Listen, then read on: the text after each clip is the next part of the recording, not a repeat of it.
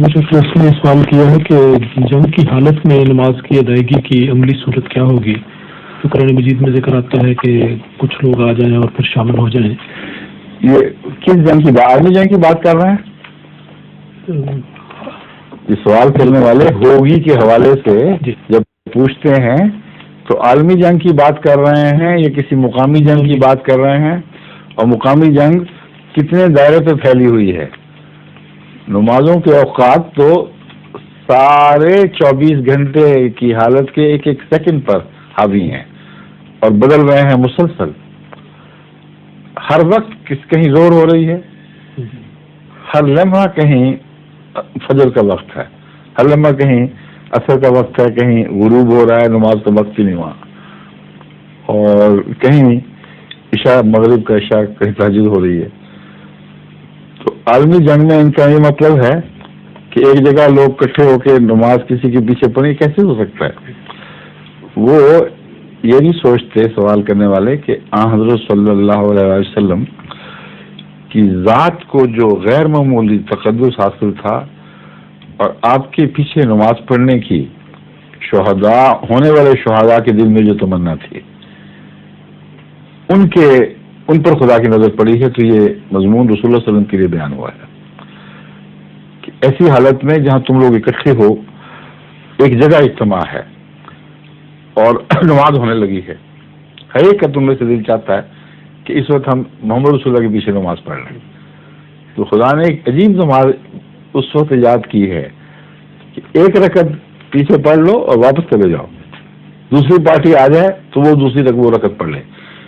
اور اگر فاصلے ہوں 20 میل تک پھیلے ہوئے تبھی بھی یہ ممکن نہیں، کیونکہ ایک رکعت پڑھتے ہوئے وہ زور کا اثر میں تبدیل ہو چکا ہوگا اس زمانے کے لحاظ سے. تو اس زمانے میں بھی بسا اوقات 100 بھی ہزار میل میں پھیلا ہوا ہے سارا افق، لڑائی کا افق.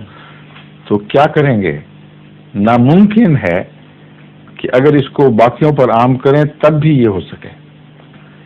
یہ آیت میرے نزدیک باقیوں پر عام نہیں ہے، حضرت صلی اللہ علیہ وسلم کے ساتھ خصوصیت رکھتی ہے اور ان کے لیے ان پر احسان ہے جو رسول اللہ علیہ وسلم کے ساتھ اس وقت جہاد میں شامل تھے.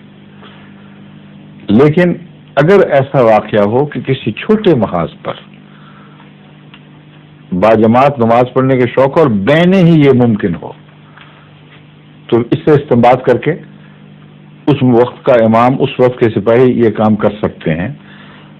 کیونکہ اگرچہ مجھے یقین ہے کہ یہ عین رسول اللہ صلی اللہ علیہ وسلم کی خاطر نازل ہوئی ہے، مگر چونکہ اسے دہرانے کی مناہی نہیں فرمائی گئی، اس شرط کے ساتھ کہ اگر کسی ایک محاذ پر مقامی طور پر یہ بات ممکن ہو کہ سپاہی باجماعت نماز پڑھنے کے لیے آئیں اور دوسرے ان کی جگہ لے لیں جا کر، اور اس عرصے میں خلا پیدا نہ ہو، تو کوئی حرج نہیں، ایسا کر دیکھیں بے شک. لیکن میرے نزدیک اس کا کوئی سوال ہی نہیں پیدا ہوتا، نہ ہوگا. یہ ایک فرضی بات ہو رہی ہے، امکان کے طور پر میں کہہ رہا ہوں. اس کو کہتے ہیں ہائپوتھیٹیکل کوسچن، ایک مفروضہ بیان کر کے اس کا جواب.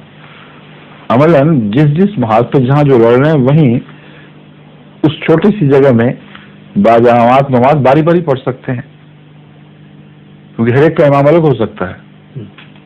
رسول اللہ علیہ وسلم کے امامت کا متبادل کوئی نہیں تھا، اور اس وقت آپ کے پیچھے نماز پڑھنے کو دوسرے کے پیچھے نماز پڑھنے کے برابر سمجھا جا ہی نہیں سکتا، ناممکن تھا. ایک چیز نہیں سمجھا جا سکتا تھا. دیگر ائمہ جو ہیں، ہر سپاہی، ہر صوبے دار ایک امام بن سکتا ہے. تو کیا ضرورت ہے کہ آدھی آدھی نماز توڑی جائے؟ جس نے نماز کے لیے چھٹی لے کے آنا ہے اس عرصے میں کچھ محاذ پر رہیں، وہ نماز پڑھ لیں، آرام سے واپس جا کے چارج لیں، دوسرے آ کے دوسرے امام کے پیچھے نماز پڑھ لیں.